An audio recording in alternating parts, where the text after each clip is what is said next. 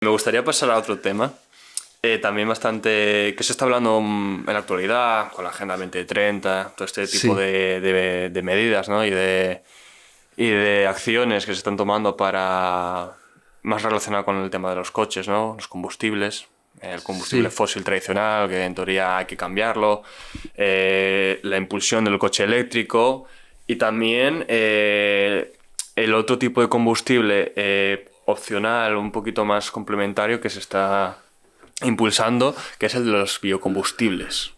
Sí, Y quiero preguntarte un poco de qué se compone un biocombustible. Los combustibles sí, normales salen a través de más o menos del petróleo, ¿no? Los sí. fósiles tradicionales, pero el biocombustible, A ver, hay... ¿qué es? Y Sí, para futuro, ¿es un sistema que puede ser rentable realmente para sustituir a los tradicionales?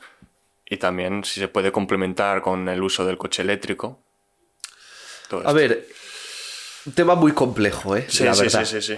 A ver, los biocombustibles no deja de ser más que un vector energético, un combustible, a fin y al cabo, que se genera por medios biológicos, ¿vale? Entonces, todos los biocombustibles, ¿vale?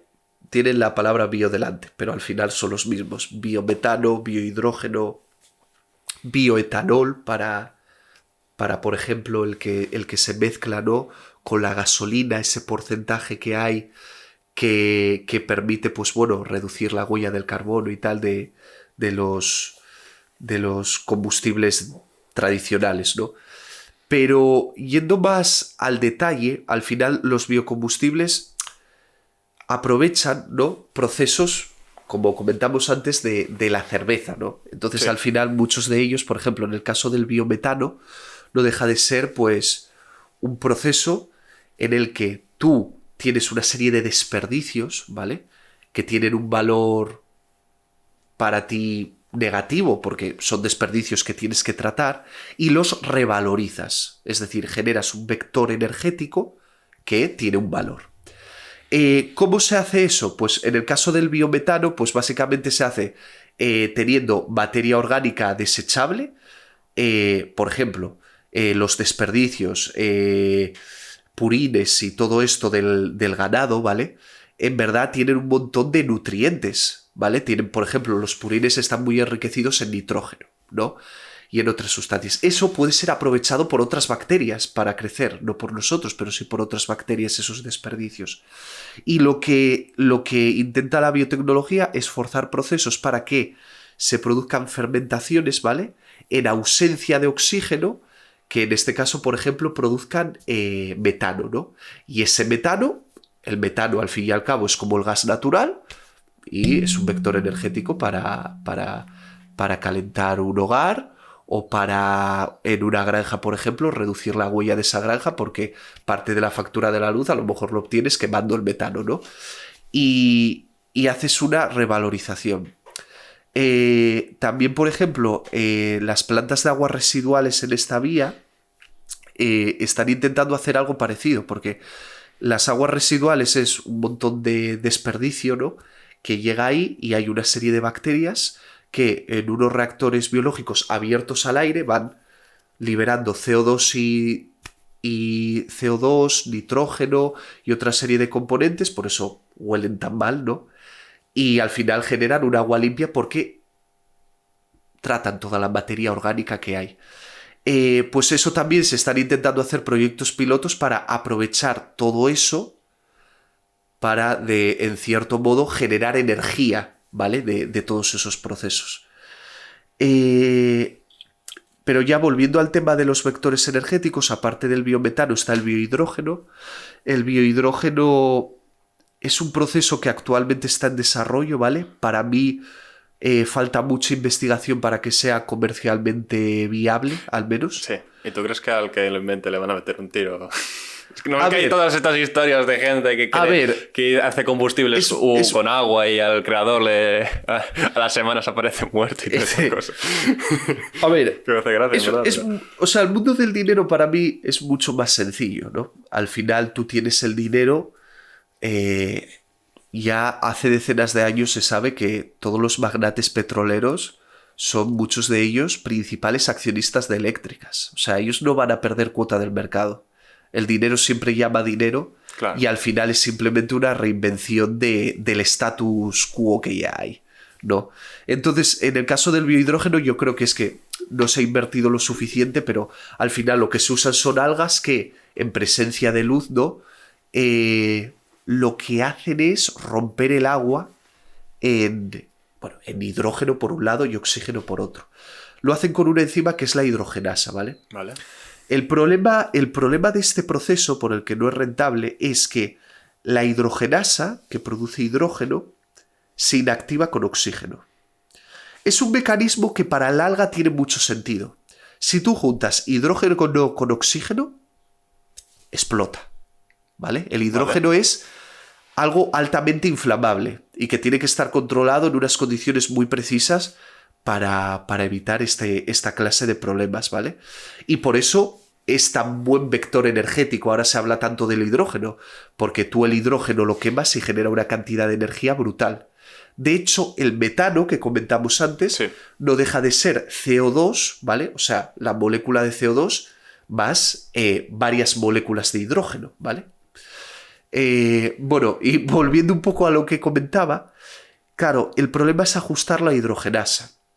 Porque claro, la alga no quiere explotar, entonces produce un poco de hidrógeno, pero también produce oxígeno paralelamente. Entonces, cuando los niveles de oxígeno suben mucho, la hidrogenasa se para y empieza a usar otro metabolismo partiendo del oxígeno que ha producido. Es como un balance, ¿de acuerdo?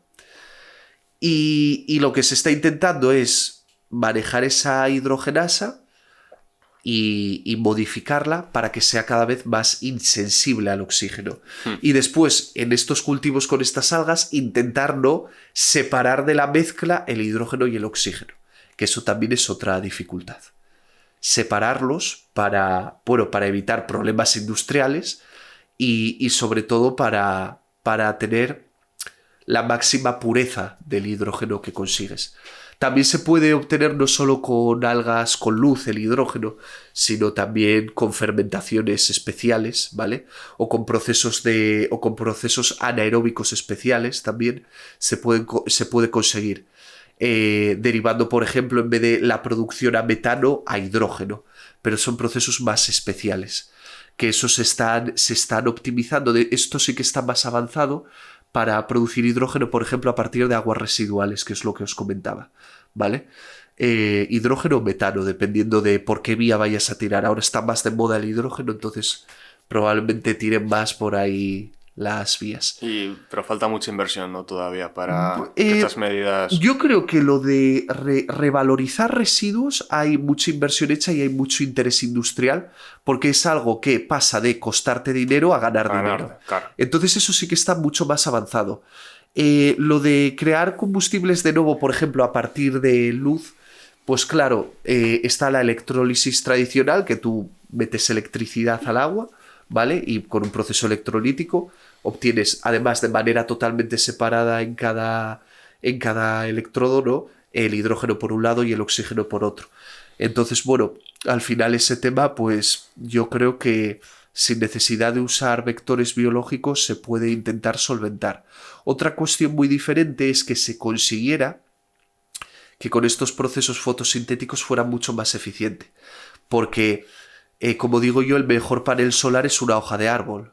Es decir, tiene mucho menos pérdida de energía la luz que absorbe una hoja de un árbol que un panel solar. Aunque parezca increíble, es así. Entonces, si en un futuro mejora y se consigue una mayor rentabilidad, pues evidentemente se sustituiría, pero creo que queda un largo camino aún. ¿Y la cantidad de contaminación? ¿Habría contaminación?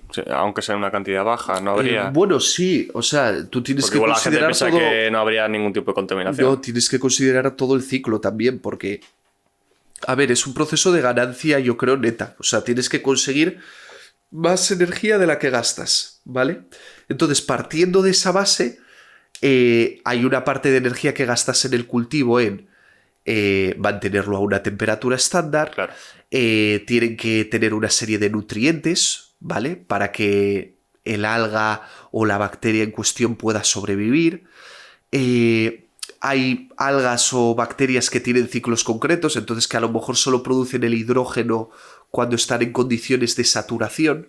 Entonces tienes que crecer primero el cultivo, se satura el reactor y es ahí cuando empieza a producir el hidrógeno, el metano, lo que sea, porque mientras crece no lo produce, porque está más preocupada en crecer que no en producir el metano, ¿no?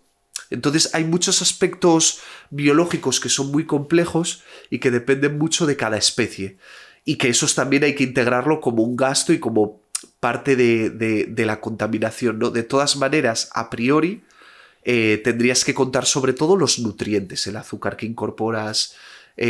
Bueno, en este caso no es azúcar, pero todos los residuos que incorporas tienen una huella. Sí. Entonces, bueno, todo eso lo tendrías que tener en cuenta a la hora de analizar el ciclo de vida o lo que contamina ese biocombustible. Pero evidentemente va a contaminar infinitamente menos, ¿no?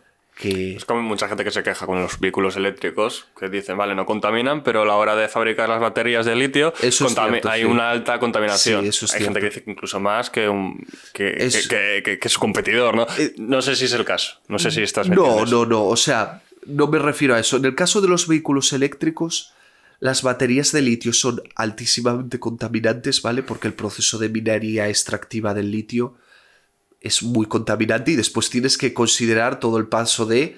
Ahí sí que tienes que contar el transporte del litio. O sea, es un proceso muy complejo. Ahora, que sea muy contaminante o igual de contaminante, no creo que más contaminante que un coche de gasolina. No soy un experto, pero no creo que un coche de gasolina de diésel que lleve 20 años en circulación, pues yo creo que al final se tiene que notar.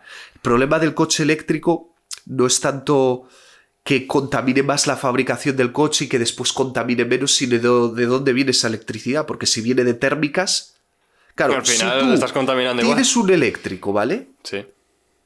Y tienes uno de gasolina, ¿vale?